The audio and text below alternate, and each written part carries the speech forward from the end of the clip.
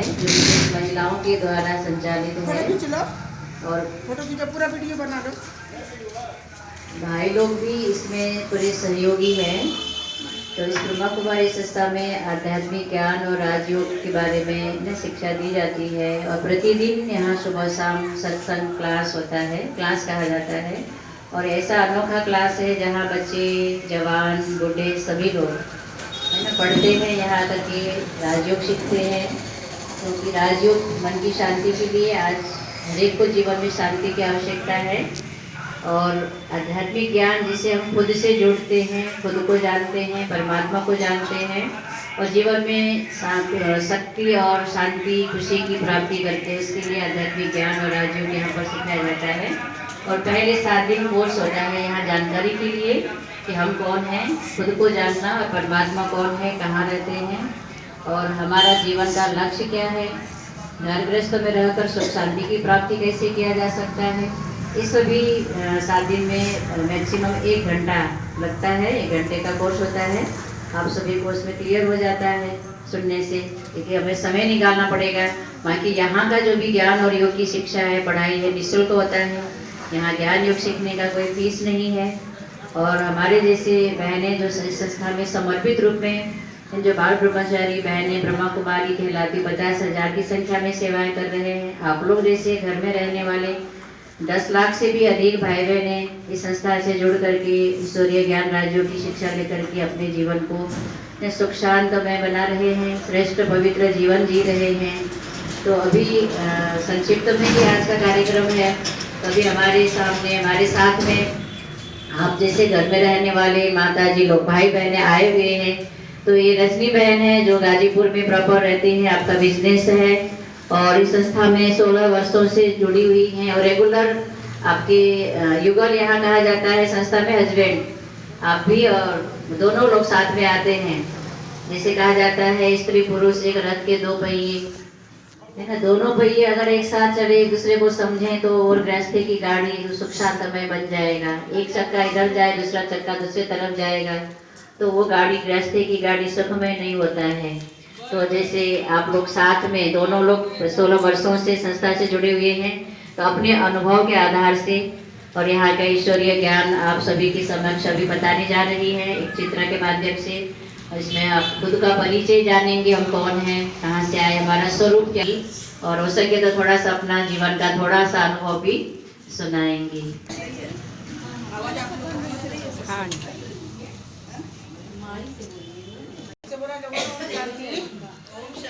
ओम शांति।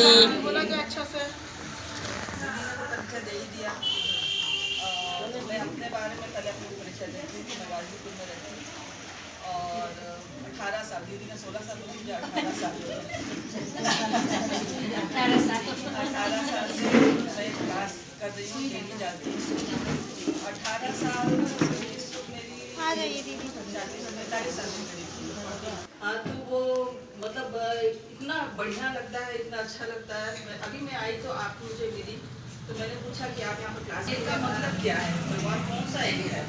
हमने सोचा कि जैसे कि लोग बोलते हैं कि भाई ट्रेन में बैठेंगे तो जब ट्रेन में बैठेंगे तो पहुँच ही जाएंगे। तो अरे भाई आप जब बॉम्बे जाना है, आप दिल्ली वाली ट्रेन में बैठ जाएंगे तो आप दिल्ली ना पहुँच जाएंगे। ट्रेन तो जा रही है, सही बात है, लेकिन कहाँ जा रही है इसके बारे में भी तो जानना चाहिए। आप बैठ के भाई ट्रेन तो सब जगह, तो ट्रेन तो वहीं जाती है, ऐसा नहीं। उसका परिचय जानना है, कौन है। हम तो पूजा करते आए, पाठ करते आए, क्या मिला। इतने दिनों से हम पूजा करते रहे, फिर भी दुखी होते रहे, फिर भी आसान होते रहे। बोले कि नहीं ऐसे ही होता है, लाइफ ऐसे ही चलती है। फिर इधर क्या अलग है, इधर क्या ऐसा अलग है जो लोग यहाँ पर आना चाहेंगे, ये बात जानने की जरूरी है कि भगवान है तो कैसा है, स्वरूप कैसा है। तो पहली बात है कि पहले भगवान को जानने से पहले हम लोग को अपने आप को जानना है। तो इसमें सबसे पहला कोर्स है, कोर्स का पहला चैप्टर है कि आप कौन हैं, आप आत्मा। तो इसमें हम हमेशा कहते हैं कि मैं ये हूँ, मैं वो हूँ, मैं इंजीनियर हूँ, मैं डॉक्टर हूँ, चाहे मैं गृहिणी हूँ, हम यही बोलते हैं ना। लेकिन अगर हम जब मर जाते हैं तो क्या बोला जाता है कि ये मिट्टी है, हम हैं कौन और क्या निकल गया। जो हम थे वो निकल गए, तो क्या क्या चीज़ निकल गया, तो अंदर का सोल, आत्मा, तो आत्मा निकल गई। तो आत्मा क्या है, कैसे कैसी है, उसका रूप कैसा है, वो क्या करती है आत्मा के अंदर, तो इसी के बारे में इसमें बताया गया।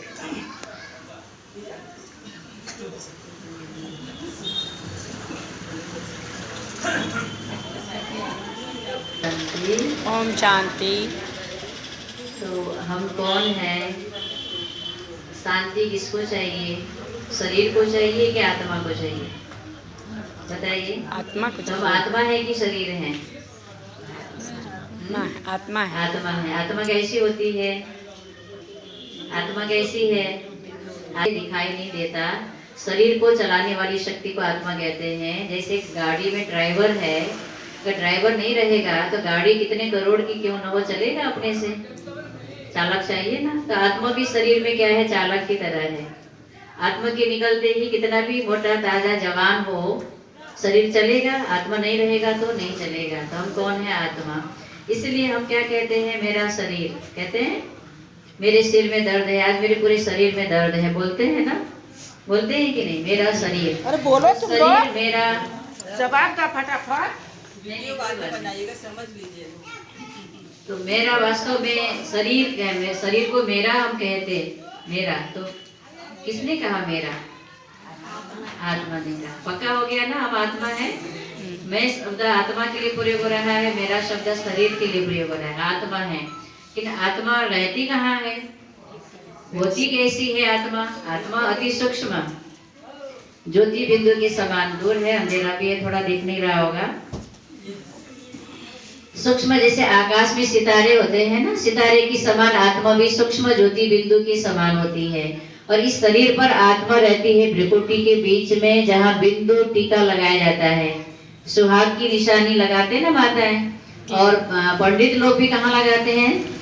माथे पर ही तिलक लगाते हैं। तो तिलक या बिंदी आत्मा का यादगार, आत्मा की निशानी है कि आत्मा इस शरीर में कहाँ रहती है? यहाँ भ्रुकुटी में। इसलिए उसकी यादगार निशानी यहाँ बिंदी लगाया जाता, तिलक लगाया जाता। विजय का तिलक भी यही लगाते हैं। भाग्य की बात भी करते हैं, तकदीर की बात, तो हाथ कहाँ पर ले जाते हैं?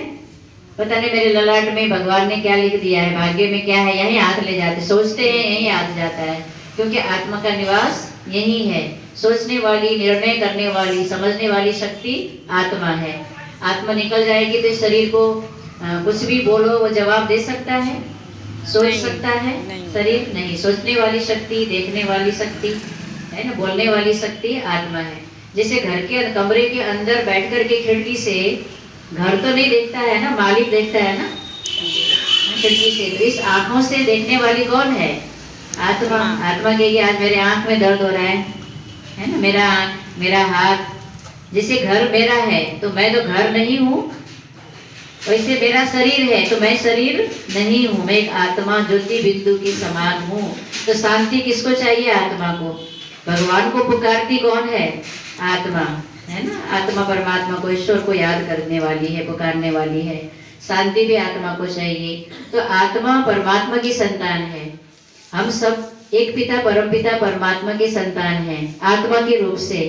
शरीर के रूप से तो हर एक के माता पिता अलग अलग है धरती पर, है ना। जब धरती पर आए, जन्म हुआ, तो सभी के अपना अलग अलग माता पिता हैं, लेकिन आत्मा का माता पिता सबका एक परम पिता है, परमात्मा, जिसको प्रभु, ईश्वर, भगवान कहते हैं। अलग अलग शब्दों से पुकारा जाता है।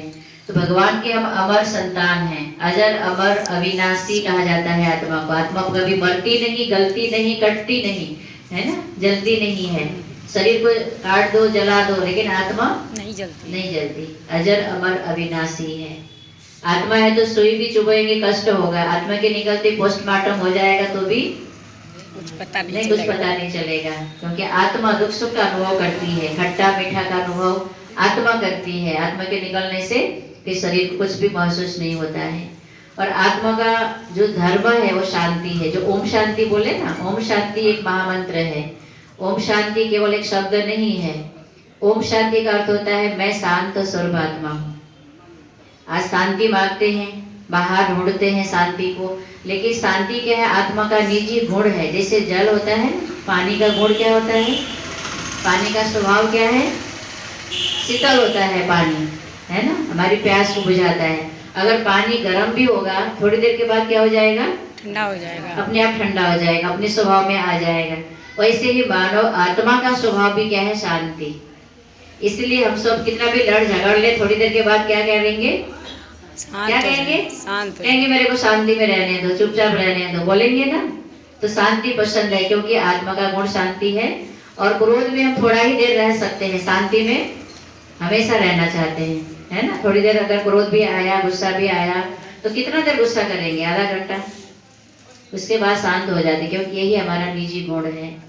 और शांति के साथ साथ आत्मा सतगुणी है, 7 गुण आत्मा के अंदर है। आत्मा ज्ञान स्वरूप, पवित्र स्वरूप, प्रेम स्वरूप, सुख स्वरूप, शांत स्वरूप, शक्ति स्वरूप है।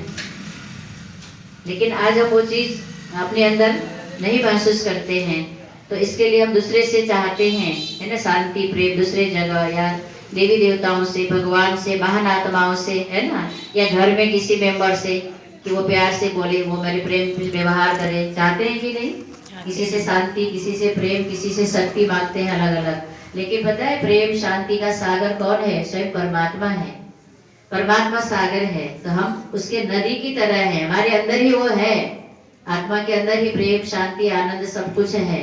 लेकिन अपने को भूल करके हम अपना सब खजाना भी गवा दिए, भूल गए। और भगवान के साथ भी हमारा जो रिश्ता है, मन का जो संबंध है, वो सही यथार्थ न होने से आत्मा की शक्ति धीरे धीरे खत्म होता गया। आत्मा जन्म मरण में आकर के दुखी अशांत पतित बन गए। तो अब हमें परमात्मा को, स्वयं को जानकर, पहले खुद को जानना है, तब परमात्मा को जानना है। परमात्मा कौन है, कैसा है? परमात्मा, सभी ने कहा ईश्वर भगवान एक है, कहते हैं ना, ईश्वर एक है, सबका दाता एक राम है, सबका मालिक एक है।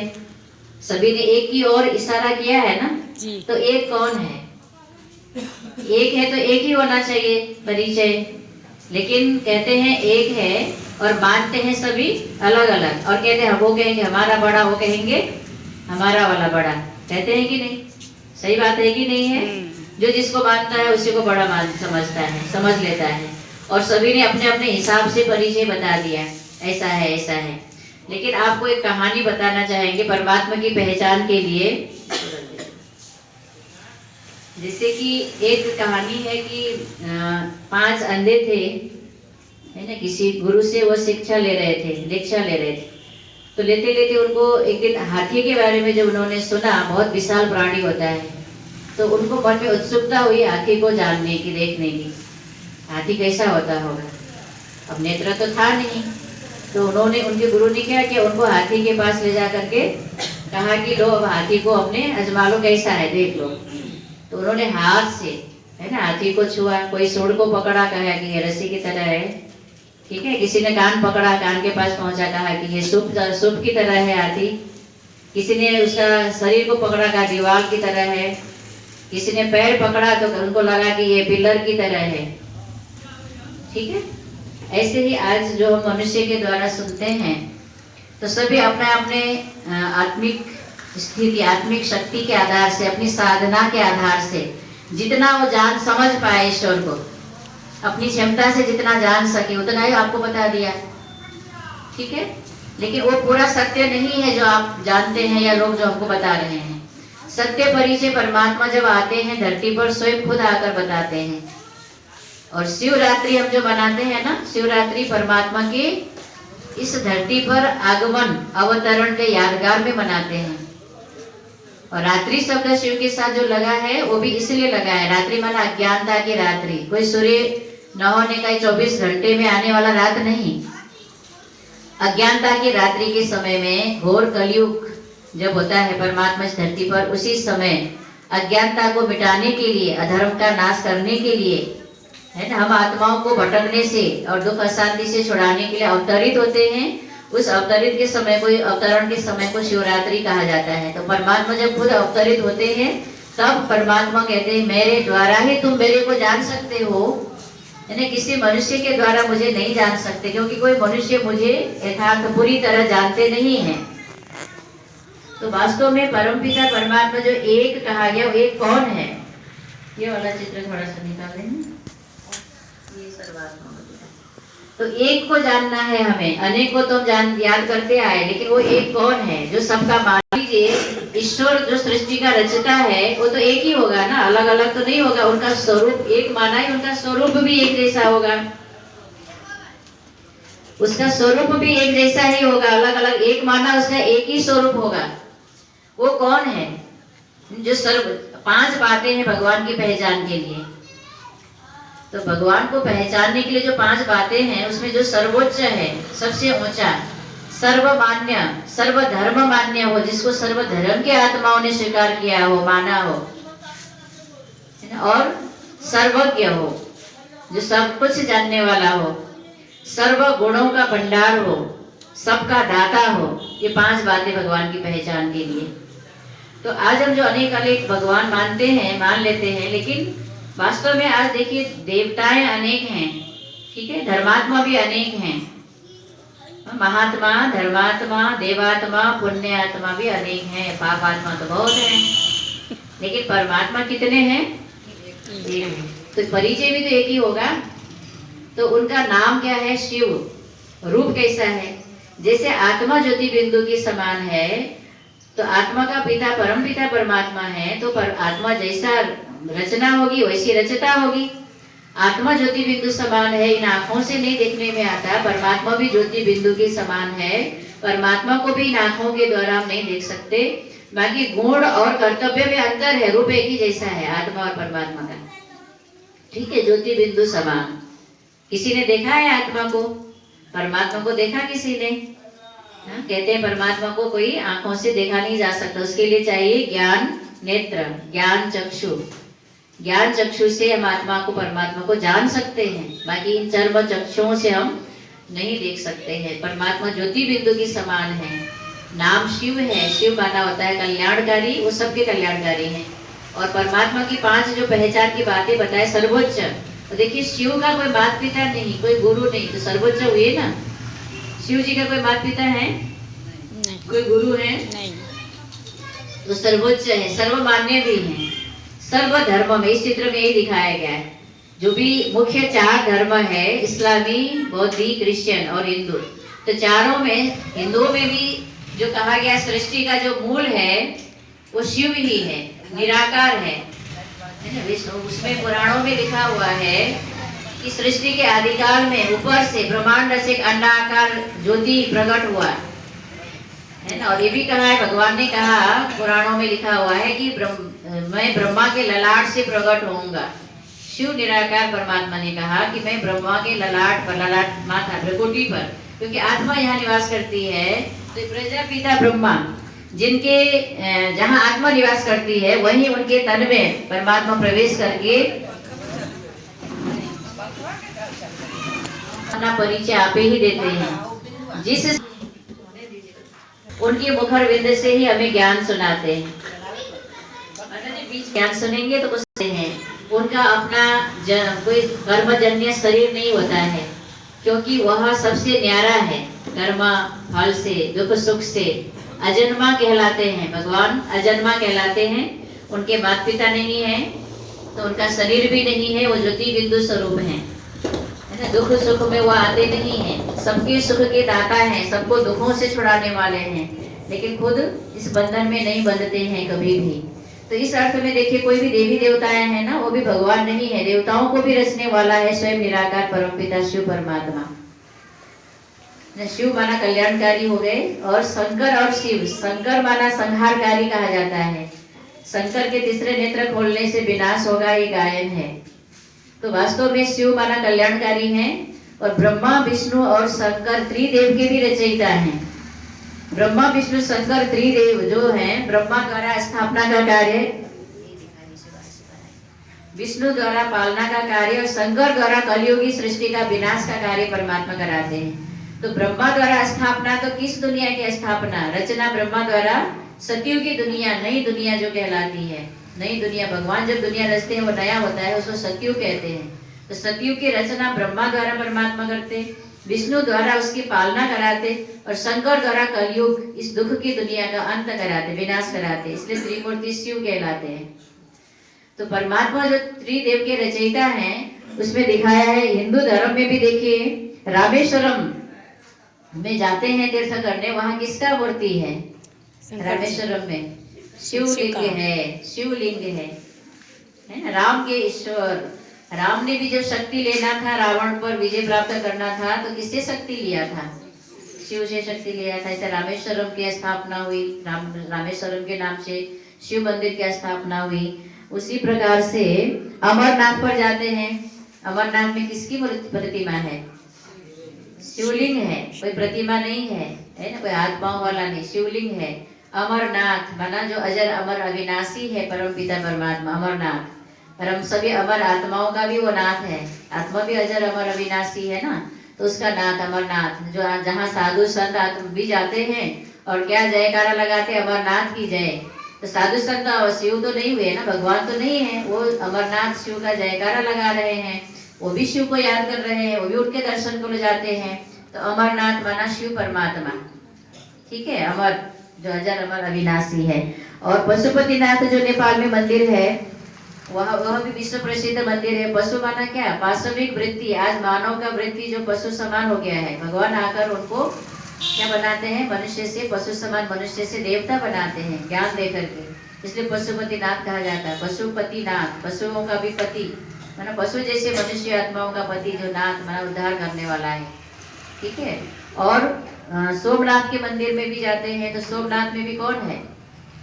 शिवलिंग है, शिवलिंग। सोमनाथ माना, सोम माना ज्ञान अमृत, सोम रस पिलाने वाले, ज्ञान अमृत पान कराने वाले परम पिता शिव परमात्मा ज्ञान के सागर हैं, ज्ञान के भंडार हैं, इसलिए सोमनाथ के नाम से शिव की मंदिर है ना, शिव का मंदिर है जहाँ शिवलिंग स्थापित है और जहाँ लोग पूजा करते हैं। तो उसी प्रकार से गोपेश्वरम के नाम से भी मंदिर है कुरुक्षेत्र में। कहते हैं जब वहाँ लड़ाई में, युद्ध के मैदान में जब ज्ञान सुना रहे थे, तो उस समय स्वयं श्री कृष्ण ने भी शिव महादेव को याद किया था। महादेव के भी ऊपर, देवों के भी देव महादेव, जो सारे सृष्टि का मूल है। गीता में भगवान ने कहा है कि मैं सारे सृष्टि रूपी कल्प वृक्ष का बीज हूँ, बीज माना रचता, और मैं ऊपर रहता हूँ। कहाँ? सूर्य चांद तारागण से भी ऊपर, जिसको ब्रह्मांड कहते हैं, ठीक है, जिसको मुक्ति धाम भी कहते हैं, परलोक भी कहते हैं, अलग अलग नाम है, बहुत सारे नाम, परम धाम, मुक्ति धाम, शांति धाम, ब्रह्मांड, परलोक। उस धाम का रहने वाला मैं हूँ, भगवान ने खुद अपना परिचय दिया है। तो किसी के तन में आया होगा तभी तो परिचय देगा, अजय मुख से ही तो बोलेगा, लेकिन अजन्मा है, उनके माता पिता नहीं है, तो पर काया प्रवेश करके अपना परिचय खुद भगवान ने दिया है। भगवान का कहते हैं कि मेरा निज धाम परम धाम है, जहाँ सूर्य चांद तारागण की रोशनी भी नहीं पहुँचती, माना बहुत दूर है। और परमात्मा ज्योति बिंदु स्वरूप है, परम धाम में निवास करते हैं। कलयुग के अंत में, धर्म लाने के समय में, एक साधारण वृद्ध मनुष्य तन का आधार लेते हैं, जिसको ब्रह्मा नाम रखते हैं और ज्ञान सुनाते हैं। तो इसीलिए आज हिंदू धर्म में शिव परमात्मा को अलग अलग नामों से याद किया जाता है। मंदिर शिव का है, नाम अलग अलग है। द्वादश ज्योतिर्लिंग कहते हैं, किसके मंदिर को कहते हैं? द्वादश ज्योतिर्लिंग में कौन है? शिव परमात्मा का यादगार है। ज्योतिर्लिंग माना ज्योति स्वरूप परमात्मा का, लिंग माना यादगार। आज शिवलिंग को लेकर के भी भ्रम है कईयों के मन में, लिंग रूप में शिव की पूजा क्यों होती है? लिंग माना जो पिंडी के रूप में है, नीचे तो पात्र है, क्योंकि परमात्मा शिव ज्योति स्वरूप है। तो ज्योति की पूजा कैसे करें? ज्योति को मंदिर में किस रूप में दिखाया जाए ताकि उसमें फल फूल दूध जो भी चढ़ाना चढ़ाया जा सके? तो एक बड़ा सा पिंडी बना करके स्थापित करते हैं शिवलिंग। तो लिंग माना चिन्ह, जो जिसका हाथ नहीं, पाँव नहीं, नाक नहीं, मुख नहीं, तो कैसा बनाएंगे? एक पिंडी बनाया, उस पर हम है ना पूजते हैं, दूध फल आदि चढ़ाते हैं। तो ज्योति स्वरूप होने के कारण उनको ज्योतिर्लिंगम शिव कहा जाता है। और उस शिवलिंग में 3 रेखा होता है, त्रिपुंड, और बीच में बिंदु क्यों बनाया जाता है? त्रिपुंड परमात्मा के 3 कर्तव्य के यादगार है, स्थापना नई सृष्टि की, और पालना, और कलयुग की सृष्टि का महाविनाश। 3 कर्तव्य परमात्मा कराते हैं त्रिदेव द्वारा, इसलिए त्रिपुंड होता है। बिंदु माना कराने वाला, वह 3 कर्तव्य कराने वाला परमात्मा शिव कैसा है? ज्योति बिंदु के समान है, जैसे आत्मा ज्योति बिंदु के समान है। परमात्मा अपने को सन ऑफ गॉड, मैं भगवान का बच्चा हूँ, ये नहीं कहा मैं ही भगवान हूँ, मैं ही गॉड हूँ। आज प्रेयर करते हैं तो कैंडल जलाते हैं, उसमें कैंडल से जो प्रकाश निकलता है उसी प्रकाश में वो ध्यान लगाते हैं, क्योंकि परमात्मा का जो स्वरूप है वो प्रकाशवान है, चमकता हुआ ज्योति है परमात्मा का रूप, तो भी उसका ध्यान करते हैं। तो God is one, God is light, Jesus Christ ने कहा। गुरु नानक देव जो सिख धर्म के स्थापक हैं, धर्म गुरु हैं, आज सारे सिख उनको ही भगवान शिव, और शंकर जी भी उन्हीं को याद करते हैं। ठीक है, शिव परमात्मा को। शंकर जी को हमेशा तपस्या करते हुए दिखाते हैं ना, तपस्या में रत है, एकदम अर्धा आँख खुला है, मृगछाल में बैठे हैं, गले में सर्प का माला है, ठीक है, तो हाथ में रुद्राक्ष की माला है। ब्रह्मा परमेश्वर को याद करते थे। तो पार ब्रह्म लोक में कौन ईश्वर निवास करते हैं? कोई शरीरधारी नहीं निवास करते हैं। शरीर तो यहाँ है इस पृथ्वी लोक में, ठीक है, ऊपर में है ज्योति स्वरूप परम पिता परमात्मा। तो जो पहले ऋषि मुनि थे वो उस परमात्मा को याद करते थे जो निराकार है, परम धाम में निवास करता है। और हम सभी आत्माएं भी उसी धाम के रहने वाले हैं। इसलिए कहते हैं ना, भगवान के घर से आए भगवान के घर ही जाना। शांति आनंद प्रेम का वो सागर है, और हम दुखों से हमें छुड़ाते हैं, इसलिए वो मुक्तिदाता भी कहलाते हैं। भगवान को कहते हैं ना मुक्तिनाथ, मुक्तिदाता। मुक्तिनाथ के नाम से भी शिव का मंदिर है कई जगह। मुक्ति देने वाला, किससे मुक्ति देते हैं? इन विकारों से, दुखों से, ठीक है। तो भगवान के तो अनेक गुणगान हम करते आए हैं, लेकिन कौन है ये हम नहीं जानते हैं। तो किसी को पकड़ लेते हैं, कोई किसी को पकड़ लेते हैं। अब राम ने शिव को पूजा किया था, और राम को कौन पूजता है? हनुमान जी पूजते हैं कि नहीं? और कई हनुमान जी को पूजते हैं, हनुमान जी को गुरु लोग पूजते हैं, पंडित लोग उन पंडित गुरु को गृहस्थी लोग पूजते हैं, है कि नहीं? तो ये बाया बाया बाया हुआ कि नहीं हुआ? हुआ कि नहीं? गृहस्थी होगा गुरु को, गुरु हनुमान को, हनुमान जी राम को, राम जी शिव जी को, बाया बाया हुआ ना। तो वास्तव में हम सभी किसके संतान हैं? एक परमात्मा। शिवरात्रि आने वाला है, शिवरात्रि हम कैसे मनाते हैं, क्या क्या चढ़ाते हैं शिव जी के ऊपर? तो वो तो चढ़ाना ही है, लेकिन अंदर के, भगवान शिव कहते हैं समय के अनुसार अपने अंदर की बुराई को चढ़ाओ, ठीक है, अंदर की बुराई को। अब आपके पास 5 खोटी चीज है, खोटा, उस चीज को चढ़ाओ। वो खोटा चीज क्या है? अच्छा, आपको पता है? हाँ, कैसे? शिवलिंग पर क्या चढ़ाते हैं शिवरात्रि पर? भांग धतूरा चढ़ाते हैं ना। शुद्ध चीज भी चढ़ाते हैं, दूध फूल फल, है ना, ये साथ में भांग धतूरा, आग का फूल विशेष। तो वो आग तो हमारे अंदर ही है। वो भांग धतूरा जैसी जहरीली चीजें हमारे अंदर है, काम क्रोध लोभ मोह अहंकार के रूप में। तो शिव प्रसन्न कब होंगे? कि भांग धतूरा चढ़ाने से या अंदर की वो आग को चढ़ाने से? बताइए, क्या चढ़ाना हो? उसको चढ़ाना है। काम क्रोध लोभ मोह अहंकार, ईर्ष्या द्वेष नफरत, बहुत सारा इसका लंबा चौड़ा विस्तार है, छोटा छोटा रूप बहुत है ना। तो ये चढ़ाना है वास्तव में। और जागरण करने का अर्थ क्या है? रात में जागरण करते हैं शिव के भक्त, शिवरात्रि के दिन बड़े प्यार से शिव के नाम पर जागरण भी करते हैं। तो जागरण करने का मतलब ये नहीं कि एक दिन नहीं सोया, रात को जाग गए तो हो गया जागरण पूरी और वरदान मिल जाएगा भगवान से, नहीं। अज्ञानता की नींद से जगाते हैं भगवान आकर। तो अज्ञानता की नींद से जागो कहते हैं, और भक्त लोग क्या करते हैं? रात में जागकर कहते हैं हमने जागरण कर लिया। तो अज्ञानता की नींद से जागना है। सभी कुंभकर्ण की नींद में अज्ञानता में सोए हुए हैं, उनको भगवान जगा रहे हैं, फिर भी सोते हैं, ठीक है। तो उससे जागना ही सच्चा जागरण।